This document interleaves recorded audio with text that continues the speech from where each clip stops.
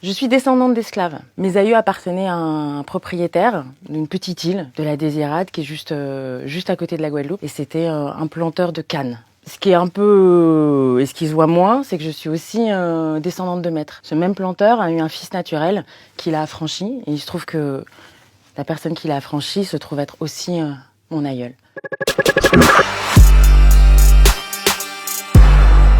Quand on entend un Kanye West qui dit que l'esclavage pourrait être un choix et quelque chose de consenti, je crois que ça nous renseigne sur le fait que, en fin de compte, l'ignorance est la chose la mieux partagée au monde, qu'on soit noir ou qu'on soit blanc. L'esclavage est à la base du capitalisme. L'esclavage, c'est la mondialisation de la violence. L'esclavage, c'est 25 millions de personnes déportées, c'est 50 millions de personnes qui ont été victimes de ce phénomène global, immense, qui a touché tous les continents. L'esclavage, c'est l'invention de la race. En fin de compte, c'est au cœur des plantations sucrières que se sont définis d'un côté les blancs et de l'autre côté les noirs. Quand vous allez demander à un paysan du fin fond de la Beauce au XVIIIe siècle qu'est-ce que c'est que d'être blanc, eh ben, il peut pas vous répondre parce que tout simplement, ça n'a pas de réalité pour lui, parce qu'il ne connaît pas la différence entre les blancs et les noirs. L'esclavage entraîne le racisme et pas le contraire. Si tu commences à t'intéresser à l'esclavage, tu comprends très vite que la question des droits de l'homme n'est pas le bon prisme pour pouvoir analyser ce phénomène global. Tout simplement parce que la question des droits de l'homme, elle date et elle arrive à peu près au XVIIIe siècle.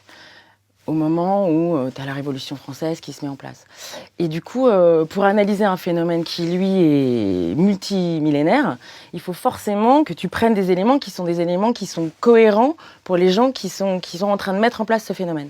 Et du coup, la seule cohérence qu'on a trouvée, c'est la cohérence économique. Et dans cette cohérence économique, la question du racisme, la question de la couleur de peau est pas du tout importante. Ce qui est important, c'est trouver des bras, parce qu'à cette époque-là, il n'y a pas de pétrole, et que du coup, la seule force motrice, la seule force que tu peux utiliser et que tu peux réduire comme un outil, c'est la force humaine, c'est les bras des hommes. Pour moi, l'histoire de l'esclavage, c'est pas juste une histoire des afrodescendants, et c'est pas juste une histoire des colonisateurs.